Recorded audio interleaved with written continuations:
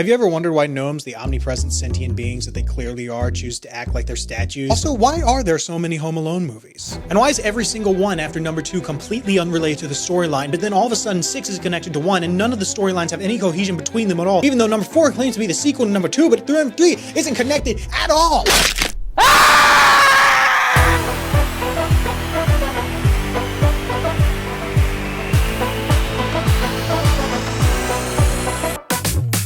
As evident by that intro, the Home Alone cinematic universe has been plaguing my dreams for quite some time. While talking to my therapist about the matter, she said that trying to find an answer might put my mind at ease. And of course get rid of my sleep paralysis demon, which is kind of just an amalgamation of all 6 of the kids from the Home Alone universe. Here's how this video is going to work. I'm going to give a basic review and summary of every single one of the Home Alone movies in the order that they came out. I've sectioned it off so that way after every 2 movies I would then gather all the information that we have and put it on a bulletin board so that way we can help visualize everything. And by the end of this, I'm sure I'll have a clear-cut answer for exactly how every single one of these 6 movies fits perfectly together like pieces of a puzzle. Home Alone 1 opens on a Chicago mansion where our family, the McCallisters, are preparing for their Christmas vacation to Paris. We also see a police officer in the house, which every single person is completely ignoring. Bombs away! Navigating through all this chaos is Kevin McCallister. Kevin lives with his parents, Kate and Peter McCallister, and his 4 siblings, Buzz, Megan, Lenny, and Jeff. Also in the house are a bunch of cousins from Peter's side of the family, but they don't really play much of a role. Amidst all the chaos that happens, Kevin finally snaps when Buzz eats all of his cheese pizza in a record-breaking time of less than a minute. Amidst this chaos, Kevin's dad knocks over a jug of Pepsi, which spills all over the table. And while everyone's frantically trying to wipe it up, Peter McCallister takes this opportunity to throw his son's plane ticket into the trash. Is this deliberate? Is it not? I don't know. Maybe it is. I'm not saying anything yet. Kevin is blamed for everything and banished upstairs to the attic, where then he makes his famous Christmas wish. I hope I never see any jerks again. I guess somewhere along the way, Kevin rubbed the magic genie lamp because his wish came true. Due to a very convenient power outage that night, the McCallisters overslept and in a panic left Kevin at the house. It's what happens when you lock your kids in an attic. Kevin wakes up and comes downstairs only to realize that his Christmas wish came true. Mom? And to his knowledge, he has erased his family from existence. Does Kevin mourn the fact that he's lost his entire family in a freak magic accident?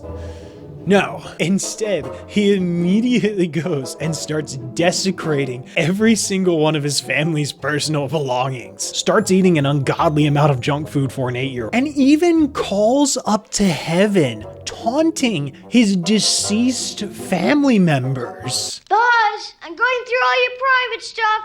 You better come out and pound me. Meanwhile, we meet the film's antagonists, Harry and Marv, also known as the Wet Bandits. Harry was actually the police officer from earlier, which somehow worked to fool every single adult in the entire neighborhood. And Marv is tall, stupid, and floods houses, which is objectively worse than actually robbing them. So Harry and Marv try to go over to the McCallister's house. However, Kevin's still there, and he sees them and turns on all the lights, which scares them away for a short time. As the film continues on, Kevin goes grocery shopping, he does the laundry, he essentially just becomes a responsible adult and decides that he's going to celebrate Christmas even though he is all alone. Eventually though, Marv and Harry do find out that Kevin's all alone and they decide to go ahead and break into his house. So Kevin does the only logical thing anyone could ever hope for in this scenario: turn his house into a living Saw trap.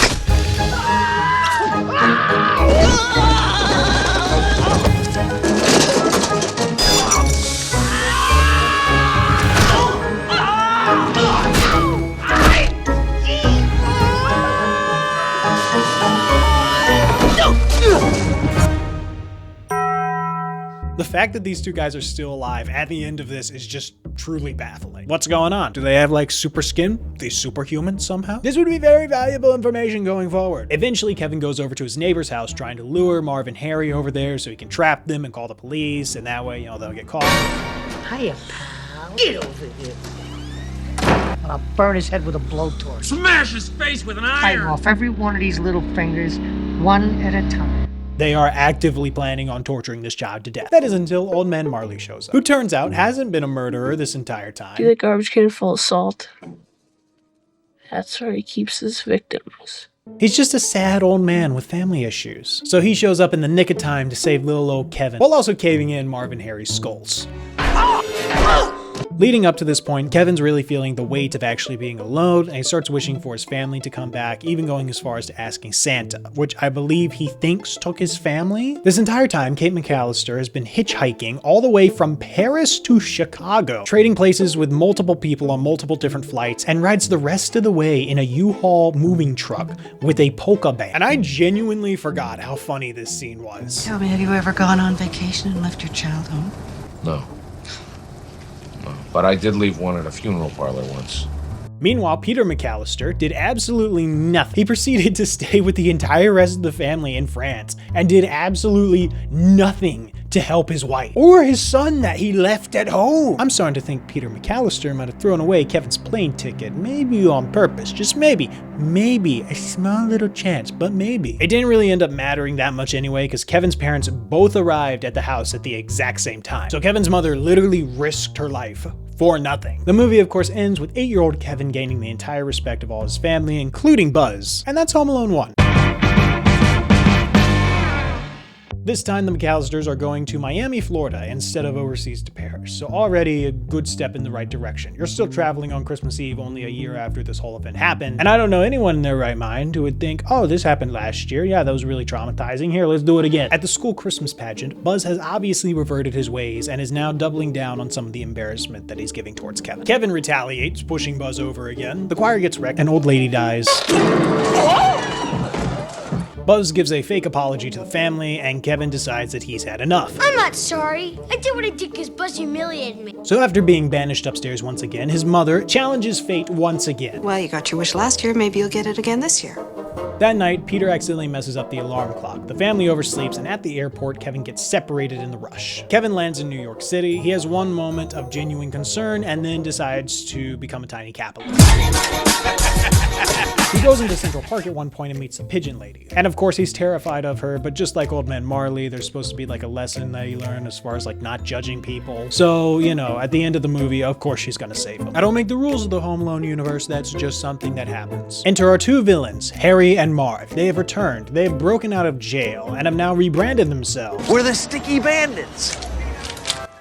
Probably because going into the prison system, naming yourselves the Wet Bandits doesn't exactly work well for you. Harry and Marv's plan this time is they're going to rob the Duncan's Toy Chest toy store. Meanwhile, in Miami, Kevin's parents are obviously trying to figure out where he is. They find out at the police station that Kevin had used his dad's credit card to book a room at the Plaza Hotel in New York, and then immediately decide to report it as stolen so that way the police are now after their child. Why? Isn't it better if he has a credit card with him so that way he can buy essentials that he needs? Meanwhile, the Plaza figures out the credit card situation, forcing Kevin to escape the hotel staff by gaslighting one of them into thinking that the other is gay. You've been spooching with everybody. Snuffy, Al, Leo, Cheeks, Boney Bob, Cliff.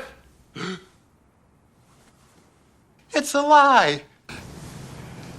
He ends up slipping away like a greased up raccoon, hiding in his uncle's vacant townhouse, which is being renovated. Marv and Harry proceed with their plan to rob the toy store, but halfway through their scheme, Kevin triggers one of the alarms by throwing a brick through the window. He then lures Harry and Marv to the townhouse. Home Alone 1 did have a couple dangerous traps that would actually maybe kill some, but a lot of them just cause pain that they would eventually recover from. This time, every single one of the traps would absolutely obliterate any normal human being.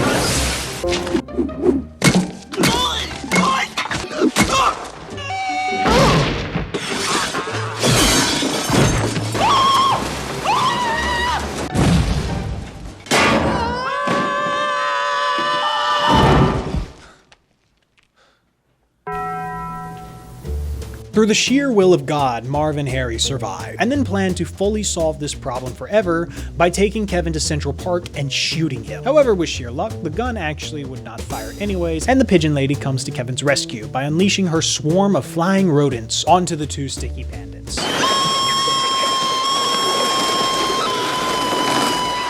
The police find them due to the fireworks that Kevin had launched in Central Park, and they are promptly arrested. Meanwhile, Kevin's family has made it all the way back to New York. Kevin's mom goes out and finds him again, while Kevin's dad proceeds to do nothing. I feel like he's being a real hindrance in these movies. It's genuinely like he's trying to make life harder for Kevin at every single turn possible. They reunite. Mr. Duncan apparently donated a whole bunch of toys to them to thank Kevin, since he saved his store. And the film ends with us finding out Kevin spent an ungodly amount on room service. Oh, we're doing this. Alright, let's go over the information that we already know. Our main kid is Kevin McCallister. He lives with his mom and dad, Kate and Peter McCallister, his older brother Buzz, who seems to play a significant role in these two films, and all his other family members who seem very insignificant at this time. In Home Alone 1, we established that the McCallisters are able to live in a very fancy house, as well as pay for their entire family and extended family to go on vacation overseas to Paris, which was paid for solely by Peter McCallister. This would demand that the McCallisters, specifically Peter, has a very high-ranking job, something where he could be making upwards of like $1 million or so, maybe more. Meaning he has to be like a business owner or CEO or like an inventor, something like that. The bad guys in the first and second film are Harry and Marv, who used to go by the Wet Bandits, but now go by the Sticky Bandits because of something that happened in prison. A common theme I'm seeing in both these two movies is the presence of a guide. Old Man Marley is in Home Alone 1 at the McCallisters' household, and the Pigeon Lady is in New York City during Home Alone 2. It seems like these two are specifically following him around, or are planted there to keep a watchful eye on him from a distance. Moving back down to Kevin, I think it is notable to note how perfect he is, kind of. Every word that's uttered out of his mouth is like perfection, like it was typed by a guru behind a keyboard. His strength and physical prowess is also insane, as he was able to withstand Marv over here just like full-on yanking his ankle, and was able to vertically scale like 3 stories in the second. But that is all the information that we have right now. After Home Alone 3 and 4, I'll then like revisit this board and, you know, fill it out a little bit more. But with how connected the first 2 movies were, I feel fairly confident that the rest of this will go by really smoothly. Home Alone 3 opens with a crucial decision that kind of tells you exactly how this movie is going to go. Mainly because this is the first film without Kevin McCallister. Instead, we are introduced to Alex Pruitt, an 8-year-old who is sick with chickenpox. And the movie doesn't even take place on Christmas. This is just in the winter in Chicago. In fact, the whole thing about him being home alone is he's only home alone for 6 to 7 hours at a time because his parents and siblings are at work and school. That's it. Alex's defining characteristic in this entire film is the fact that he's smarter than everyone else. That's your wallet? Yeah, it's in my pocket. Where's your pocket?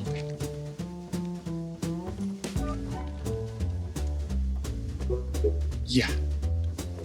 Also, he somehow possesses the tactical awareness of a CIA agent, like on Survivor. In this movie, this very tiny child taped a camcorder onto an RC car and somehow wirelessly connected it to a satellite dish on the top of his house, so that way he could live view the footage in 1997. The plot kicks off because Alex's elderly neighbor, Miss Hess, accidentally took a bag that she wasn't supposed to from the airport, and it had an RC car in it instead of her freshly baked sourdough. For given the information that the movie actually provides about this thing, I can only assume is for like nuclear warfare, I guess? If that goes in a missile, air defenses can't stop it. This time, the number of villains have actually doubled. We get Bepieux, Alice, Jerrigan, and Unger, 4 international spies who are supposedly dangerous enough to destabilize national security, and they fail miserably at the hands of an 8-year-old. They don't really have any personality, besides the fact they seem like vaguely European henchmen who snarl and fall down all the time. So in the short time that Alex is left home alone during the day, he notices these strangers skulking around his neighborhood through his telescope. Why does this child have a routine of watching his neighbors whenever he's alone? I don't know. Surprisingly though, Alex actually does a really intelligent thing here and calls the police not once but twice during this whole film. Of course, I don't believe him because he was a kid and there wouldn't be a movie without it, but you know, at least he tried. Also in this film, we're introduced to Alex's family, his mom Karen, his dad Jack, his brother Stan, and his sister Molly, who's actually played by Scarlett Johansson. They serve the standard beats that they need to. Alex's dad has to go on a business trip. Alex's mom has to leave him during the day so that way she can do her job, and she obviously doesn't believe him whenever he says that criminals are breaking in across the street. False alarms are no joking matter. It wasn't a false alarm. He's been running a fever.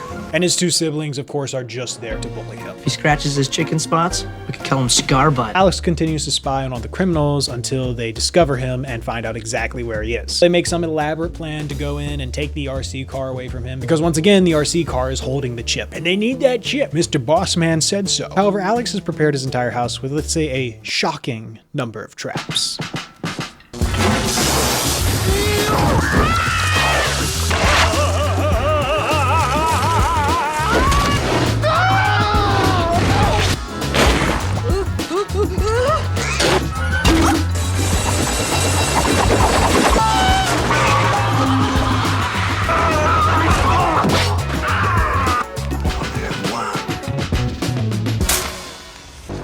The movie ends without any real emotional payoff, honestly. There's supposed to be this scene where Kevin reunites with his mom and dad, but she hasn't seen him in like 3 hours, so it doesn't feel that important. I suppose Miss Hess was supposed to be like the old man Marley of Don't Judge a Book by its cover, but it wasn't like Alex misunderstood her or judged her too much. She's the same bitter old woman that she is, just happy to be alive. And that's Home Alone 3, a movie that technically understands the structure of Home Alone while completely missing out all the soul that's there. It replaces all the charm of the previous movies with incompetence, gadgets, and instead of there being lovable idiots, they're just villains who seem to solely exist to get pummeled and tortured.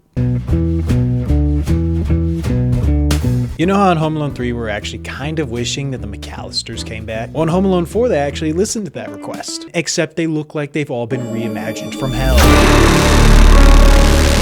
Kevin is no longer clever or mischievous, he's just a bratty menace. He speaks now exclusively in smug, over-rehearsed comebacks. So you wouldn't get mad if I wrecked the place, which I didn't, as long as I admit that I did, which I didn't. So the family's having Christmas together. Buzz and Megan are downstairs, and Kevin's nowhere to be seen. Kevin! So she goes upstairs to Kevin's room, where she finds him watching old family content on a video recorder, showing how they were all happy once. Before the divorce, that is. Peter then makes a surprise visit to come and see his kids and Kate. You're getting married again.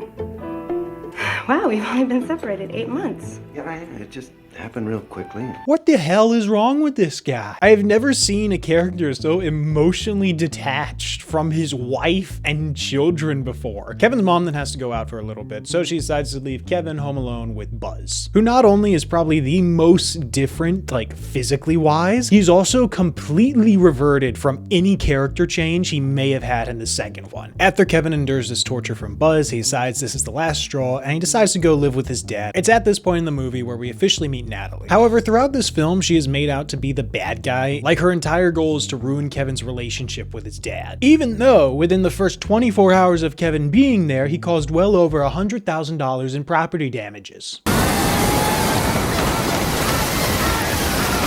Natalie also has 2 people working for her in her giant house. First is Prescott, he's the head of security there, and he's supposed to be the old man Marley and Pigeon Lady of the originals, and Molly, who's the housemaid. In this film, Marv has apparently dumped Harry because Harry's plans keep on landing him in jail, and also he has a wife named Vera. Watching these 2 interact was the most painful thing in existence. Hey, remember the plan? Which plan? Harry's plan?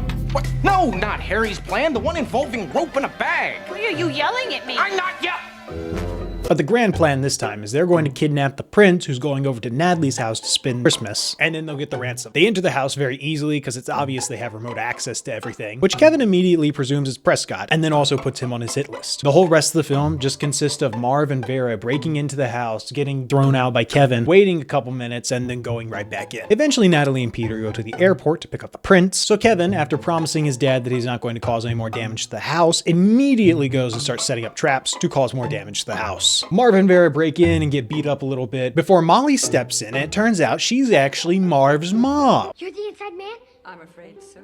Hey, Mom. So Kevin and Prescott get locked in the basement. Kevin's able to get out through like a lazy servant, I think is what it's called. It's called a dumbwaiter. Why is it called a waiter? Because it carries food. Why is it called dumb? Because it doesn't speak or ask countless idiotic questions. And then of course he's able to incapacitate all the villains, except for Molly, who shows up and she's about to just take Kevin out. But before any tension can really happen in the film, Prescott comes over and bashes her head in. Good night. Kevin's mom and only 2 remaining siblings come over. Peter had come back early because he thought there was something wrong with Kevin, so he left Natalie to go pick up royalty by herself. She arrives a few minutes later with the royal family, and there's no security with them, so I guess the grand plan to kidnap the prince would have actually worked. And then we reach the grand ending of this film, where Home Alone 4 cements itself as the worst entry in the entire franchise. Peter McCallister has a sudden realization that he misses his family and wants to come back. I think I mistook infatuation and excitement for love. I'm in love with my wife and kids, and I belong with them. He then asks his wife if he can call off the divorce that he initiated after spending months with this girl where it's so blatantly obvious that they're just constantly banging every single time the lights go out. And then Kate McCallister just says yes, just welcomes him back with no hesitation whatsoever. The movie treats this like a triumph, like it's supposed to be the heartwarming scenario where Kevin is reunited with his mother in every single one of the previous ones. But this was deeply uncomfortable to watch. This is by far the worst Home Alone. I would go as far to say the worst Christmas movie to exist. Moving on. All right, we are officially over halfway through, and I will admit, I'm starting to get a little bit nervous. In Home Alone 3, we are officially introduced to Alex Pruitt, and he has, to my knowledge, no connection to the McCallisters. The only possible connection that they have is that he does live in Chicago, and I assume, based off the houses, it is somewhere near where the McCallisters live. But that's pretty much it. Alex, of course, has his mom and dad and brothers and sisters who seem completely normal. However, Alex seems to possess an insane level of intelligence. Alex's neighbor, Miss Hess, appears to be similar to the guides from the original 2. However, she actually doesn't serve a purpose or help in any ways, and Alex is the one who helps her. Along with movie 3, we get the craziest bad guys yet in this franchise. Literal country-ending killer agents. This is ridiculous now. We're beyond the point of no return. I would say we're off to Neverland, but we're honestly beyond that point. Peter Pan fell out of the back a long time ago. This 6-year-old little child was able to defeat these 4 agents that have literally been able to topple countries. This is insane. I don't know what this means. And if that wasn't bad enough, we get to Home Alone 4. What is this? For the sake of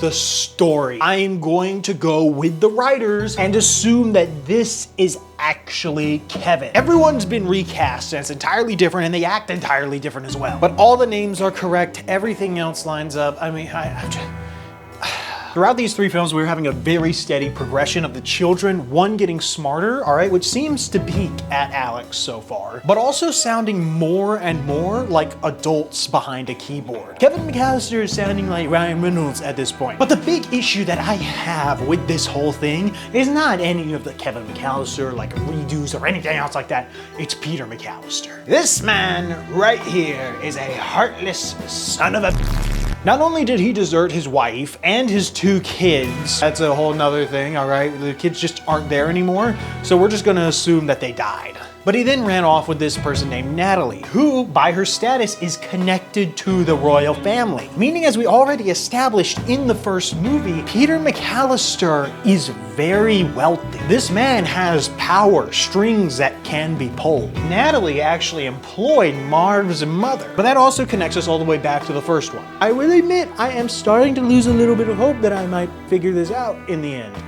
Honestly. Oh God, why did I do this to myself? What is wrong with me? We move on to Home Alone 5, aka Home Alone Holiday Heist. This movie adds absolutely nothing to the franchise in any conceivable way, as they are no longer in Chicago, but they're in Maine. And somehow the budget looks even cheaper than the one before it. I kid you not when I say literally nothing happened in this film. Literally nothing happened in this film. It was a genuine waste to watch. Our new character is Finn Baxter. He's essentially a kid who likes video games and is scared of ghosts. That's it. His story arc is getting over his fear of ghosts, which really turns out to not be getting over his fear of ghosts. It just turns out that his ghosts are actually bandits, and he's like, oh, they're real people, so he's not scared of them anymore. His older sister is Alexis, and his 2 parents are Curtis and Catherine, who primarily exist to just leave the house so the movie can happen. Our villains this time are no longer burglars like the classic Home Alone era, or international spies like Home Alone 3. Instead, they just think that there's a famous artwork in the house and they want to steal it. The villains being Sinclair, Hughes, and Jessica, and that's about as much character as these guys get. The traps aren't really that fun in this movie. It's like they tried to do the slapstick comedy bit, but all the actors are just too serious for it. Also, the main character of the kid being home alone, they get wrong for the majority of the film, because in every single one, the kid's supposed to thrive being home alone, then they get scared because the villains are there, and then they overcome their fear. In this one, Finn's just scared of being home alone the entire time, and that's about it. It's not a great movie in general. I mean, the characters are at least more likable than in Home Alone 4, but I have a tough time seeing how this is going to fit into the timeline. Home Sweet Home Alone. This movie actually opens up immediately by showing us the 2 main villains, Pam McKenzie and Jeff McKenzie, a married couple who are trying to sell their house. At no point in this entire movie do you think, oh, they had that coming for them. Be careful, because if those are load-bearing walls and you knock one down, the whole place could collapse. It's not a Jenga tower, Jeff. It's not a Jenga tower, Jeff. And Pam is a teacher at Winnetka Elementary. Schools here are amazing. Correct, Jeff? Also, we get introduced to our main character, who is Max Mercer, who's surprisingly British this time, which genuinely caught me off guard. 6 soda refills into one tiny 10-year-old's bladder does not go. This is the movie where they understood that the kid's not supposed to be just smarter than every single other human being alive, at least, because that was a really bad progression that was going on. But they do make him an absolute menace to be around, where he pretty much just bullies Jeff. Little boy doesn't want to share his dolly. Excuse me? Once again, this movie doesn't really have that much to offer. While Jeff was trying to sell his house, he found a rare collection of dolls who were supposed to be his mother's. This is a godsend for these people right now. They're living in squalor. However, they find out that the doll isn't there anymore, and they immediately think that Max has it, so they plan an elaborate scheme to break into his house so that way they can take it back. Max, of course, is convinced that these intruders are trying to kidnap him, so that's why he's so adamant about defending himself. There aren't that many very creative traps in this film. It's just kind of pain and suffering. Like Max loading up a bunch of cue balls into a shirt cannon and then firing it directly at Jeff's head. After Pam and Jeff endure all this suffering, then they finally realize that there's a misunderstanding. That Max doesn't have the doll, and he's only doing this because he thought they were trying to kidnap him. The writers are just trying to throw in a joke at this time to be like, oh, all this stuff happened for no reason. Which isn't that funny when Pam and Jeff are literally fighting for their lives. So the truth comes out, Max's family returns so that way they can meet up with him. There's a really tense moment where you think Jeff and Pam's life is going to be ruined again, but it all works out. Overall, nothing special happens in this movie either. However, there is one big thing in this movie that could be the keystone to this entire timeline. And that, my friends, is the return of Buzz McCallister. A very key detail that's mentioned in this Home Alone movie particularly is the fact that there's a security company called McCallister. The place had a McCallister home alarm system. And Buzz, who's now all grown up, works as a security officer who seems to be relatively connected to this security brand. While he's definitely not the owner, he is, however, employed by the company to make sure that stuff keeps on running, however that is supposed to look. Other than that, there wasn't that much that happened in this movie. It's a fine movie, don't get me wrong. There's nothing really wrong with it. It's just not as good as the first one. This one feels the most like a sequel to Home Alone 2 out of all of them, mainly because it actually ties it in with the original story while also keeping the original characters, but at least it justifies it by the fact that they've all grown up.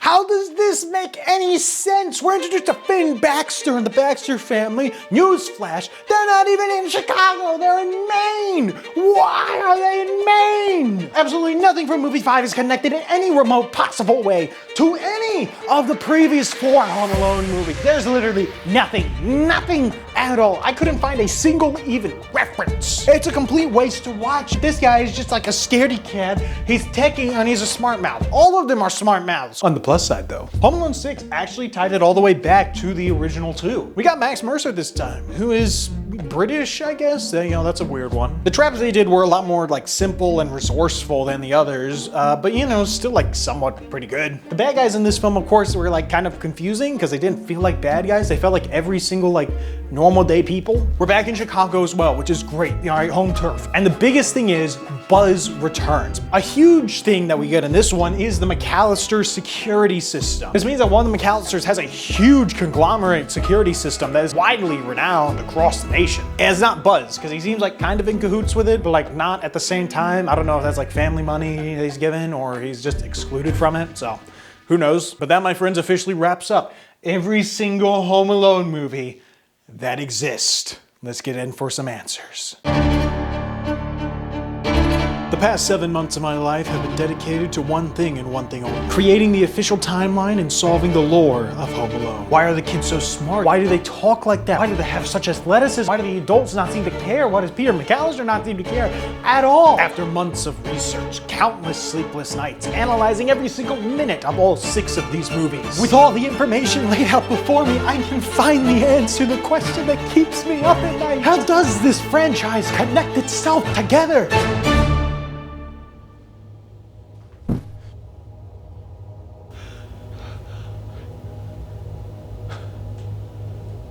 No. I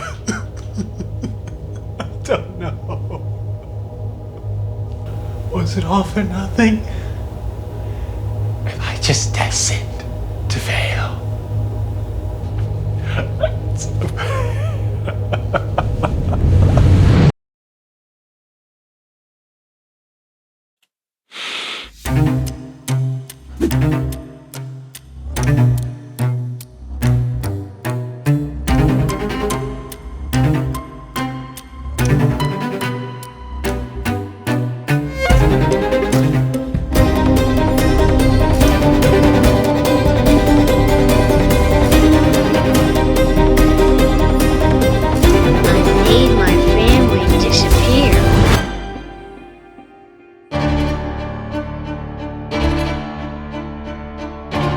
I've spent months of my life trying to figure out the solution to this story of Home Alone, and I think I finally figured it out. Peter McCallister owns a company that kidnaps the youngest children of the clients, implanting neurochips into their head that turn them into semi-sentient androids that can be remote controlled from anywhere in the country by the devs and AI. Now, I know that sounds far-fetched, but just let me explain. In film 6, we find out about the McCallister security system. It's originally thought that Kevin McCallister was the one who created it since it's so far in the future. However, it's never specified. Instead, I'm fairly confident that Peter McCallister is actually the creator of the company. In the very first Home Alone movie, Peter McCallister is explicitly flaunting his security that he has around his house. We have automatic timers for our lights, locks for our doors. That's about as well as anybody can do these days, right? And we know the McCallisters are already extremely wealthy, given the size of their house, the size of their family, and all the lavish trips that they go on that cost tens of thousands of dollars and seem to do every single year, and to even take extended family on. We also know this wealth comes explicitly from Peter McCallister, as it's specified he's the one who's actually paying for the vacation. And considering the status of his almost second wife, who is friends with the literal king and queen, or at least Prince of England. From this information, we can conclude that Peter McCallister is in fact a CEO of some sort of corporation, aka the McCallister security system. But what does any of this have to do with kids from the movie? In order for Peter McCallister to become the #1 security system company in the US, he started experimenting on his own son, putting neurological implants into his brain so that way they could be remote controlled by a dev off-site by implementing commands from a computer. That way they could control what he says and what he does. And I know that seems like a bit of a stretch, but please stay with me a little bit more. Every single one of these children possesses intelligence that is off the charts of anyone in the human race who is around that age. Along with each of these children performing extreme feats of strength and athleticism that's unheard of in a child that age or that size. We know in the first movie alone, Kevin was actually able to withstand a grown man grabbing his leg. Not to mention Alex over here, who just casually carried a lawnmower up a ladder and put it in a loft. And of course, the final thing is none of these kids speak like kids. Every single one of them speak in sly, rehearsed, well thought of comebacks that can only be made by either Reddit moderators or Ryan Reynolds himself. That's not what a kid would do. Proof that they are being controlled by someone who's able to type out a response and just spew it out like a command from a little robotic computer. Peter McCallister implants one of his cerebral chips into his own son as he's testing this, by purposefully leaving Kevin home alone during their family vacation by throwing away his plane ticket just to make sure, and anonymously tipping off 2 criminals to break into his home so that way he can test the extent of his new product's capabilities. This also explains why Kate was the only one concerned about getting back to Kevin. Peter didn't care. Instead, he tried to prolong the trip and made it as difficult as possible for his wife to get back. Of course, everything turned out to be a wonderful success for him, so he started working on it for the next year, but trying to shift more in the direction of AI to make the chip more autonomous. So he wanted to test this by running it in the harshest environment known to mankind, New York City. He abandons Kevin at the airport after paying someone to wear the same outfit as him to lead Kevin onto the other airplane. And of course, it worked great again. However, at this point, he was almost foiled as Kate McCallister found out what he was doing. Peter, thinking very quickly indeed, decided to emotionally blackmail her by initiating a divorce, leaving, killing 2 of their kids, which are just non-existent anymore, dating someone of extremely high status who's also in cahoots with one of the most powerful people ever, and just so happens to have hired the mother of the person that he anonymously tipped off to begin with. Kate McCallister, feeling just an emotional void from being left all of a sudden by her monster husband, doesn't see him as a bad guy anymore. She just welcomes him back, no hesitation whatsoever. During that time that Peter no longer had direct access to Kevin, he had to start branching out. So he started experimenting with different kids in the surrounding neighborhood. That's where Alex Pruitt comes in as one of the unlucky children, who got very lucky and was able to stop a group of international spies using the cerebral implant of his patent-pending human-optimized motor enhancement autonomous learning operational neural environment, conveniently shortened down to Home Alone. With the extraordinary results of Alex Pruitt, he was able to take this to his company board to put the Home Alone chip into mass production. But the board needed one more test before they could give the go-ahead, and that is where we reach Finn Baxter. Why is this single one so out of place out of all the other ones? The other ones are at least connected with like Chicago, but this one's all the way in Maine. And that's because Mr. Baxter works for Peter McCallister. He offered up his son Finn to run the test trial. He needed to test the long-range capabilities of this so that way they wouldn't have things go AWire. This made the company have enough test results to start mass production of the Home Alone chip. From that point on, every single family that signed up for the Home Alone Protection Plan had no idea they were signing their youngest child up to be a mindless AI drone with only 2 tasks: replace the child and protect the home. Which brings us to our final child, Max Mercer. This was the newest installment. On the outside, he seems like the most boring. He makes the lamest traps. He acts the most like a normal kid. But that's only because he's the newest and most improved version of the Home Alone system. They perfected it. They won! This giant thing was in mass production, sweeping the nation by storm, lobbying off every branch of the government that could possibly leak anything to the public, creating an army of fleshy androids as children could take out 4 highly trained criminal masterminds, and as adults would become an army of subservient, semi-sentient life form with the sole goal of covering the entire Earth in a flesh-covered suit of armor.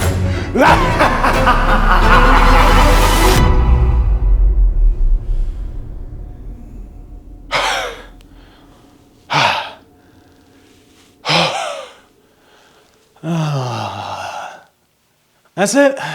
That's a Home Alone franchise for you. And one nice, neat bulletin board. Oh gosh.